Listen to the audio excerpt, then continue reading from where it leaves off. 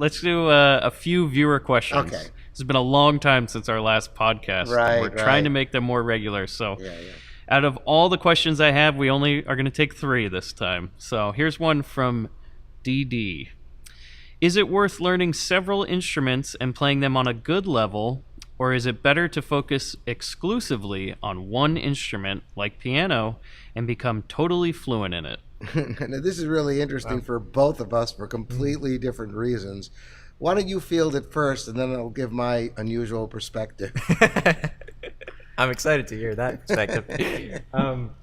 This is funny. I've actually been thinking about this a lot myself lately, because in addition to the piano, which is my primary instrument and where I focus my most time on, I also play guitar as well as electric and upright bass. And the upright bass, I actually, on a personal note, I was the principal section leader in our orchestra, and with guitar, I've played various engagements actually with it, but am nowhere near professional level, I'd say. But I can hang in there on guitar as well as bass a little bit. But I've been thinking of whether it's worth my time, like Dee Dee asked in her question, whether it's worth my time to get good at the instruments. And I think it's a personal thing. If that's something that you'll find personal joy in doing, go for it. But on a musical basis, I think it's important. I think the most important thing is to be good at your instrument. But at the same time, I think it's also very beneficial to study other instruments, not to be virtuosic on them, but especially when you're playing with other musicians and you're writing for other musicians, to have kind of a concept of what that instrument is like. And definitely having another instrument away from your primary one, just so you can really become a musician as opposed to an instrumentalist. I would advise anybody who would ask me to definitely study at least one other instrument. Well, if anybody goes to a music conservatory, no matter what instrument they play, they must study piano, Right. and they also must sight sing. Mm-hmm. And singing and piano, Well, I think, are absolutely intrinsic to any musician. I was going to say about the sight singing, Yes. not if you're a jazz student at the Manhattan School of Music, but continue. Well, they don't believe in that, huh? No, but the thing is, everybody knows how to do it anyway. Well, So they better.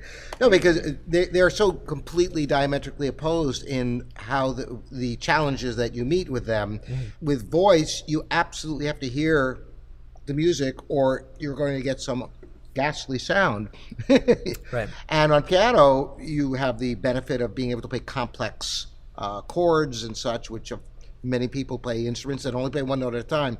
But my experience is really somewhat unique in that at a young age, I started piano when I was 7, and then about a year and a half, it was 4th grade, however old I was, I started the French horn at school.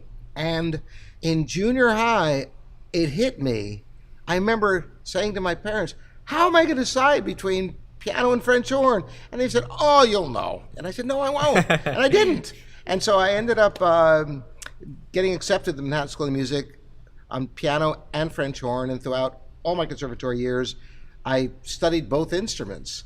And interestingly, I expanded into synthesizers later on and historical keyboards. I have not done much with the horn in the last decade or so, just because I've really been going to my roots, and but it took me a heck of a long time to make this move, and I guess the early instruments are new for me, harpsichord and forte piano and all of that, which was kind of concurrent to me putting the horn away.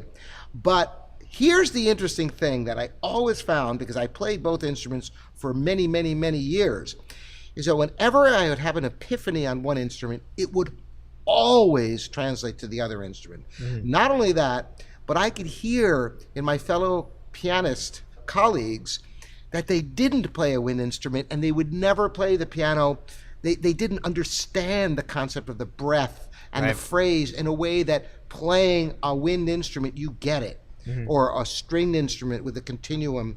And likewise on horn, because I was used to the complexity of piano music, my reading was like way better than other horn players, because if you could read a piano score, hey, it's only one note at a time on the horn, even though you have transposition to deal with, which is a whole other issue.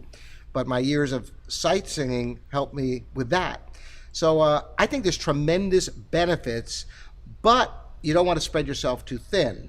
You know, if you want to, for example, be a sensation at a young age, you better, you know, lock yourself in a room with one instrument for most of your waking hours. Right. Well, what you said earlier, I think, goes back to Alan Pasquale's motto of the piano is a wind instrument. And I know he says that to his students a lot because piano students who either haven't studied another instrument or just for some reason don't listen to other instruments other than piano much seem to lack that concept of first of all breath in far as so far as during, for example, when you're soloing or improvising, you know, on the piano you don't have to breathe, so you can just play a million notes a second and not take any breaths, whereas if you're a tenor sax player you just can't go on forever. You have to even breathe. more important than the breath is the phrase, how it rises and falls naturally. I was gonna say, yeah. You know, that's the whole essence of music to a great extent, at least melodic music. Yeah, so actually the way you play the piano as well, not beating it, but your Caressing piano it. tone caressing it. Yeah, there you go.